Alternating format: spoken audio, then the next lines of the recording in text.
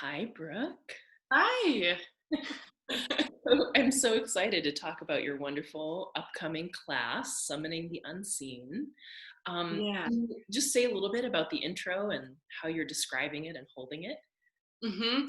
Yeah, and thank you so much for joining me to talk about it so that I'm not just alone here having a monologue. So it's summoning the unseen, poetry and meditation to conjure deep support and inspiration.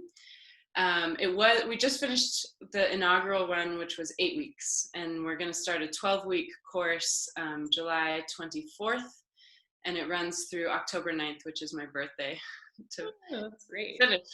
And I teach 7 of the classes, and then I have 5 amazing guest teachers. You are one of them, So, and um, and then the others are Dr. Bayo Akomalafe, Dare Sohei, Dave Rock, and Rachel Blackman.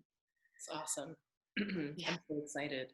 So, what do you? I mean, I know, but I want to hear you talk about it. What does a class look like? It's 2 hours long, and what could people expect to do in those 2 hours? Yeah, so there are certain practices that I aim to always touch on, but I also am a fan of working with emergence and what's actually happening on that particular day. So we'll always aim to I'll give some teaching, some discussion, and um, kind of reflection on the particular topic of the day, or the guest teacher will. Mhm. And then I always love for there to be poetry read aloud, just the actual experience, actually getting to just receive and absorb the poem itself or a few poems. Mhm. And then there's meditation practice, which at least the first couple of classes I'll give some guidance. I study in the Zen tradition, so I usually bring in some Zen meditation instruction, but also sometimes some yoga meditation instruction sneaks in, or just stuff from past teachers that I've had who are kind of more in a non-dual awakening tradition. Mhm. But I like to have there be at least a short actual real-time sitting practice, so that we are doing that together across the globe, or people can actually do that with the recording and plug in that particular unique way, really letting the mind relax and really let the identity soften and open and expand and taste reality really as directly as we can. Because for me, that's the portal into really interesting writing. Like whatever I try to write and I haven't meditated or had like a spontaneous meditative moment, like whether I've sat down to meditate or I've had like a moment of grace, I just find that my writing is really cliche and kind of it's like the first couple superficial layers are Yeah. just not that interesting to me. So I find that meditation practice just helps to drop into some deeper, more direct, and usually more interesting and alive writing. Mhm. So then we have time for creative writing, and so for a lot of folks who they come to me and they say, I want to be writing more, and I just for some reason cannot discipline myself or like actually just make the leap to doing it instead of thinking about doing it. This is great because then we're all writing together, and there's a really powerful momentum that can happen when we're all just doing it together at the same time, especially after sitting practice together. So there's time for writing, and I offer prompts or like different um, portals in Mhm. to accessing that writing. And then I always invite people to ignore that and just write whatever is most interesting to them in that moment. That's And great. then there's always a moment to share what people have written, for people Mhm. to share what they've written, or questions about it, or about process, or about what's in the way, or how to take the next step. And that's my favorite part of class always, because the each piece feels like a part of a ritual, Mhm. honestly, even though there's a lot of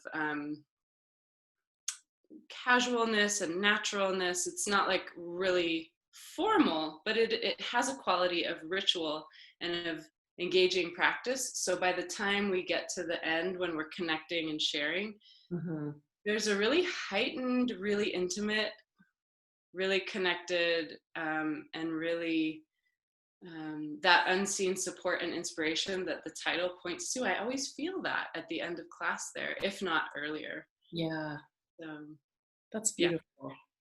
So, I it's such a beautiful class, and I've loved participating and also being able to facilitate one of the gatherings. For people who feel like, I'm not a writer, or I'm not a writer as like you are, or, you know, um, what would you say? And also, like, around the writing, is there critiquing? Like, what if somebody feels vulnerable about their writing and they wanna, maybe dare to dive in? Yeah, it's such a good question. And I'm giggling because I just got off a class with one of my poetry heroes, Ellen Bass. And I was like, well, the first thing that she said was an invitation to enter beginner's mind, even for the seasoned writers that were in her class. And she read this beautiful Rilke quote about the importance of humility. And there wasn't an image of going in through a low door, but it reminded me of like a Zen tea house that I've been to, where the door is like half as big as a normal door, so that you have to get down and enter low to the ground, and Wow, like enter the mind of humility. that's beautiful. Yeah, that's what the Rilke quote reminded me of. And I also could feel that in Ellen Bass, and I her invitation brought that up in me, like, oh, just because I'm in a class with this woman I look up to so much doesn't mean that I have to feel less than or bad about what kind of writer I am. I Right. don't have to even think about my position in that way. We can all enter humbly with a beginner's mind.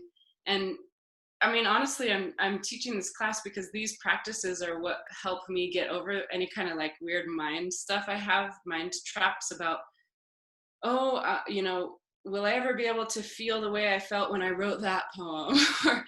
Or like, will I Right. ever write something that I feel good about again, or connected to, or feels like it has some real inspiration behind it? These practices can just like wipe those traps off. Like, I'm Mhm. like, this gesture, like when I meditate and create with other people based on prompts that are really meaningful and actually interesting, it kind of doesn't matter if it's the first time or the millionth. So I would say to beginners, you're probably in a really ripe and perhaps even like more fertile place to take this class than I am, or someone who's been writing their whole life, Yeah. because that comes with its own um, layers to work through. Mhm. Yeah. Yeah, it's beautiful. And like, is it about, I'm just thinking of someone who shared in another class about feeling really vulnerable about having critique or sharing or Mm-hmm. people saying anything like, oh my gosh, what if I dare to write? And then somebody says something to me, how do you hold that? There's an online community page where Mhm. people share writing. They'll share a written poem or a video of themselves reading it. And there's really explicit instructions in there from the outset that I offer, in terms of like, let's not give each other advice unless someone asks for advice or asks for specific feedback. Um, I'm just a fan of people, in terms of feedback, offering like, what's the impact? What's Mhm. how And owning that, like, when I hear that, this is how I feel, this is what I see, this is what I imagine. That comes from my graduate school training in dance. It's not like your thing is this, it's like the impact, the way that I experience it is this. Mhm. And somehow that creates a foundation for in the class. Honestly, there was just a lot of awe. Yeah. I cannot remember a single time when someone shared a poem and the response wasn't some form of like, wow, you're a human being. Thank you for sharing the way that you see things. That Right. is so intimate. And Mhm.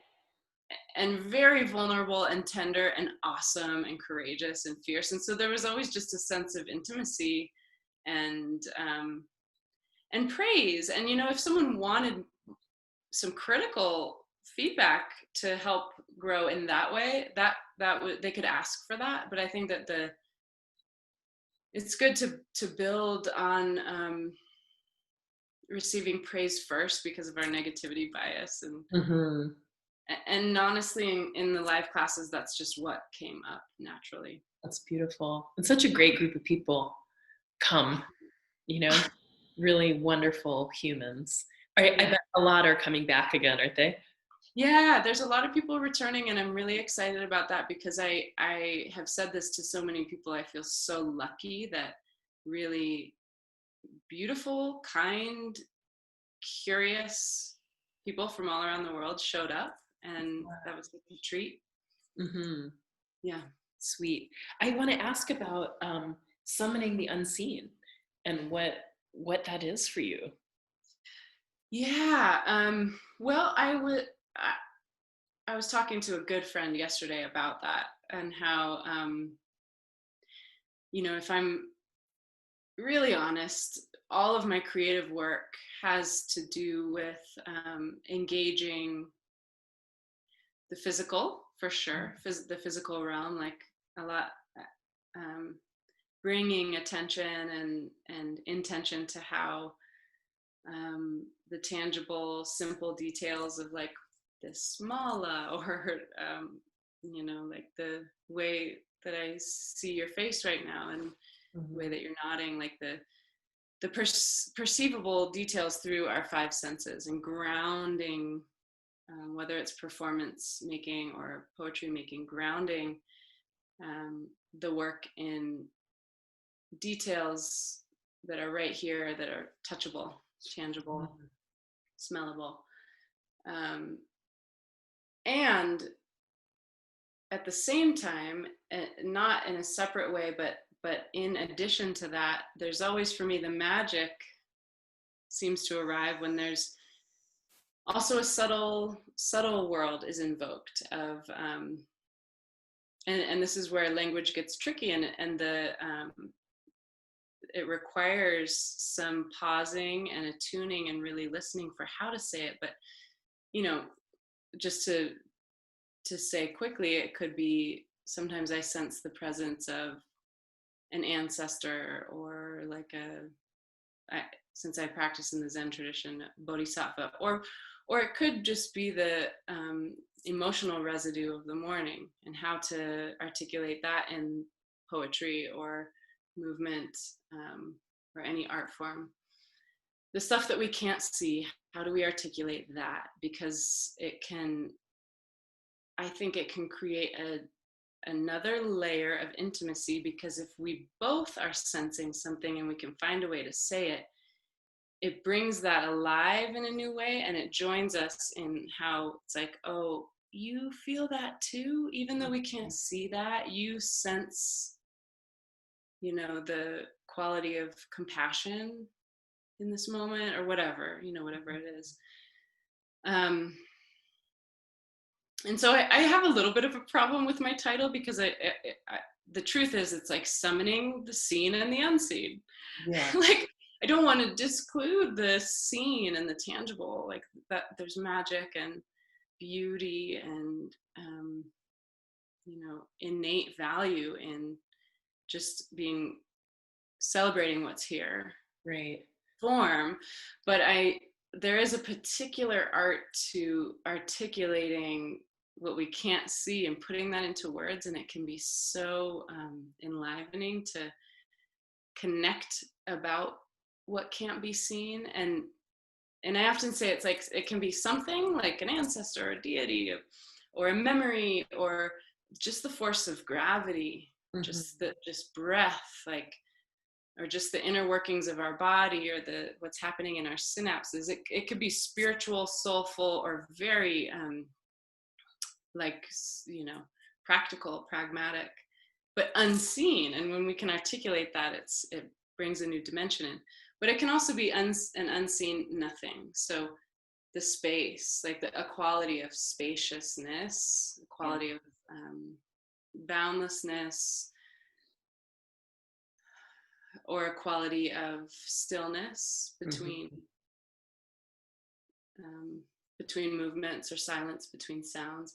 And when we can somehow bring that in to the poem or the performance or the Hmm. painting, when the unseen can be alive with the scene, I think that's just erotic, beautiful, Yeah, enlivening, totally. mysterious. So I'm such a fangirl for your poetry. I have to tell you, as you know, I love your work.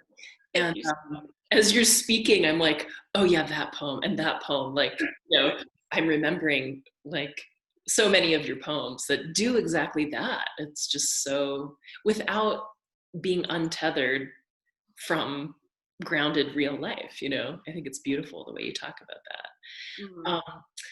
Okay, so imagining for new writers again, because this comes up for me, because I write, but I Yeah, feel like as soon as you say poetry, I start to feel like a little bit of my tail between my legs. Like, oh, I can't do that. Like, yeah. I'm too verbose to write poetry or something. Like, how do you, is it specifically writing poetry or does it just end up feeling like that? Or Um, are you talking about technique of, you know, here's how to write poetry or just inviting us into what you're talking about right now? Again, like I had to include poetry in the title because it's just the land I come from, and Yeah, it's what I'm like feeding at the beginning. It's part of like the offering when right. I'm giving a little bit of teaching and then sharing a couple of poems, whether they're mine or someone else's. Hmm. But during the creative writing portion of the class, people can write whatever they want, and Hmm. so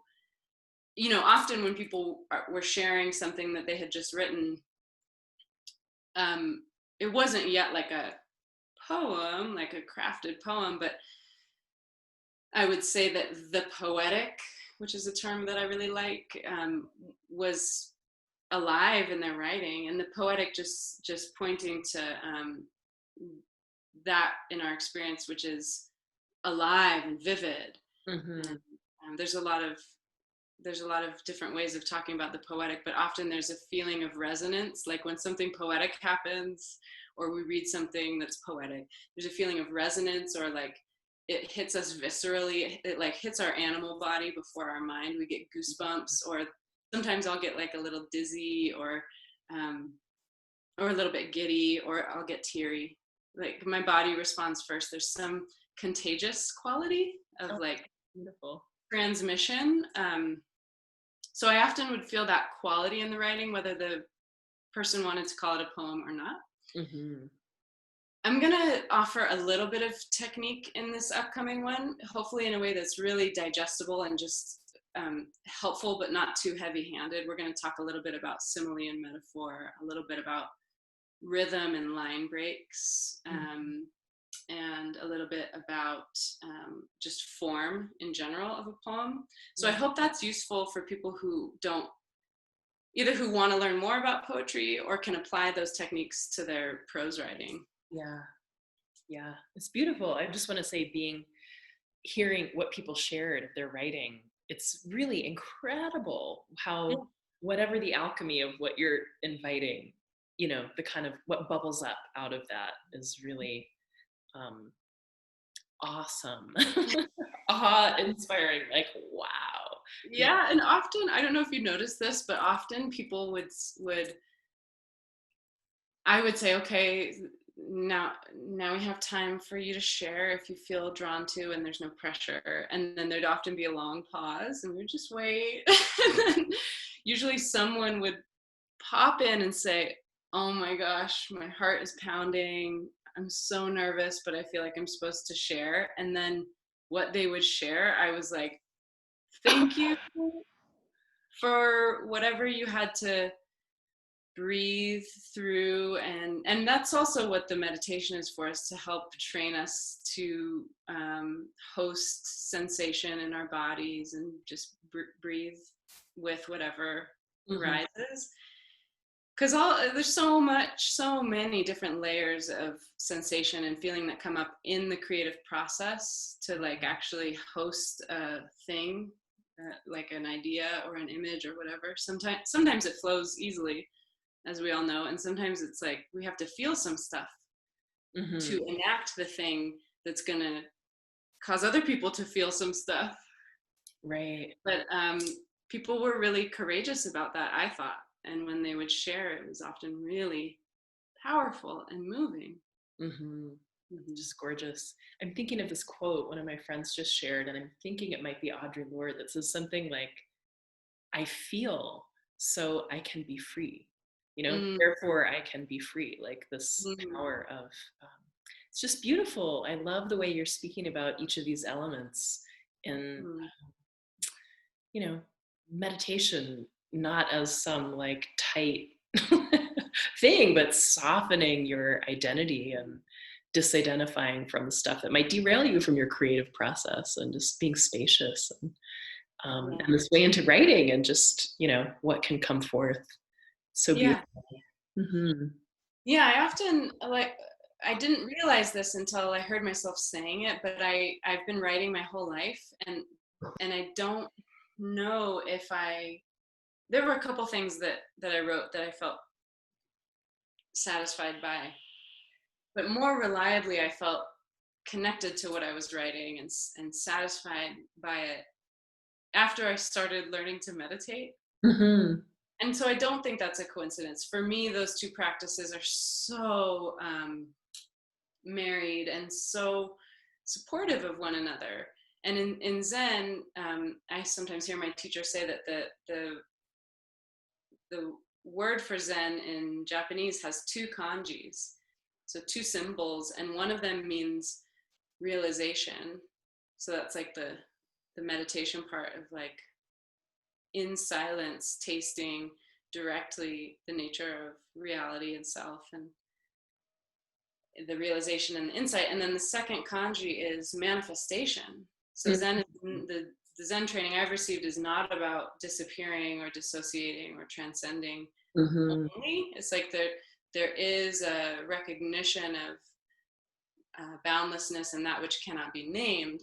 And then the point is to manifest. And that's the hard part and the fun part and the Yeah. messy part. And I've been in koan study for 8 years, I think, which is it's similar to creative practice where my teacher gives me a question or the tradition gives these stories or riddles or um, questions that aren't meant to be answered with the rational mind, and so I have to sit with it and then present it in an embodied way through a movement or a gesture or language. And creative practice feels very similar. It's like, then how do I manifest what I've realized? And that is like an impossibility and endlessly exciting, an endlessly Mm-hmm. exciting invitation. Yeah. How do we communicate what we are and how we see things and what we feel? Mm-hmm. There's so much connection to be had for me through art that's deeper than a lot of other things we do as humans. Mm-hmm. So juicy. I just want to say, you know, every time, many of the mornings I wasn't able to join you live, but in, watching the recording and participating in the class, I'm just like, I feel so lucky. You're such a wonderful teacher. I'm just saying this authentically. Um, Thank you so much. Really, it's just wonderful with such a, what your presence and your way transmits, and Thank what you you. hold space for. It's just so great. I know we were going to try to keep to around 20-ish minutes. We're a little bit over that. Um, let's, Really? yeah, amazing, right? And probably we'll include this where we share the video, but how people can find out about the class and sign up for it. And also, if like me, you can't be there live, can Mhm. they still play? Yes. So you can find out about it at my website, brookemcnamara.com. It's BROOKEMCNAMARA.com. if you scroll down the homepage, that'll take you to where you can read more about it. And there's a suggested investment, but it's pay what you can, and that's really important to me. I've had people already sign up and pay $5, and I've had people sign up and pay $450. Mm-hmm. And I just really like that everyone gets to just honestly consider, what do I have? What is this worth to me? Mm-hmm. And then I trust that. So I want it to be accessible to beginners and seasoned writers, as well as people who have lost a job and people who have lots of money. And the one group of people it's not very accessible to are people in Asia and Australia and New Zealand, because of the time. It's 10 to 12 mountain time on Fridays. Mm-hmm. But I did have someone from Australia and someone from New Zealand do this past round, and they just did it all by watching the recording. So every class is recorded and goes out in an email the next day with written forms of the poems that I shared in class. Mm-hmm. So, and those people can participate in the online community group too. So, and then I have some moms who, you know, can't fully show up with their kids. So they're like, I'll show up when I can. And that's fine. There's some like Zoom etiquette that I put at the beginning. Like if you're moving around a lot, turn off your camera or whatever. But I just found that the people who could come consistently did, and there was a nice core group of people that were there every week, and then some people were coming and going, but that didn't feel distracting. Mm-hmm. I mean, they were coming and going from week to week, Mm-hmm. not like during the right. class. So it is, you know, in this weird time we're in, I'm aiming to make it accessible for people, because the heart of this is an offering for us to invest in so much wealth that's always here at the level of inspiration and soul and spirit. And I know that all those words are really overused, but what I mean is like the quality of presence around us and aliveness, whether we feel like the aliveness of the plants or the earth herself, or we actually do feel the presence of ancestors, or the residue of the conversation with our friend this morning, but that we actually can allow those parts of reality in to our experience, and then channel them through our creative practice and our relationships. And I think that those resources are, for me, they make all the difference Mm-hmm. between whether I feel sane, happy, available to my family and friends.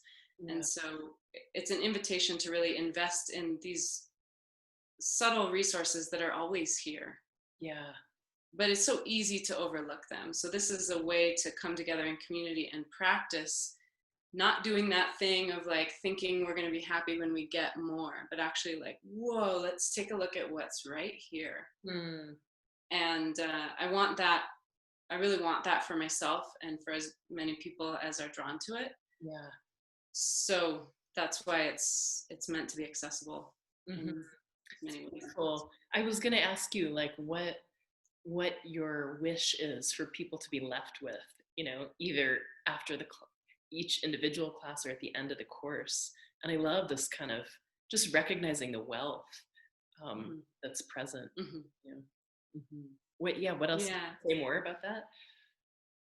Or did you already answer it sufficiently? It's that like recognizing, you know, really what our deeper nature and what's here that that's not easily perceived, or that we're not conventionally trained to perceive, but just mm-hmm. tuning our senses mm-hmm. and tuning our perception to recognize more of ourselves and more of reality and be fed by that, so that we're more nourished and we're less hungry all the time at that level. Mm-hmm.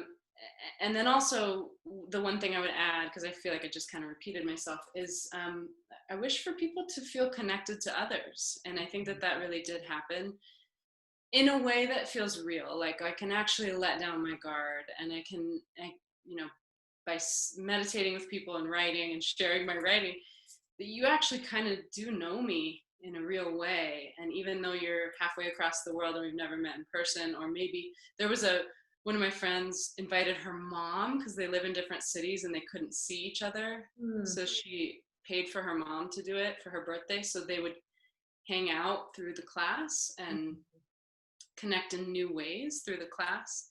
And so that like very, necessary human to human, deeper than our personalities and our wonderful personalities and our tricky egos, like really those are welcome too, but that we eventually would drop deeper and connect in a pretty real way. And that's what I want people to go away with, like feeling like they're known and they know others and they've seen others and they've been seen, Mm-hmm. and that there's real community. Mm. So beautiful. I'm so excited to participate and that so honored I get to be one of the guest teachers. And I just want to say I love you so much and you're amazing. It's wonderful. You're offering this. I love you too. Mhm. And thank you for being a guest teacher again. And I'm really excited. Thanks for talking about it today with me. What a joy.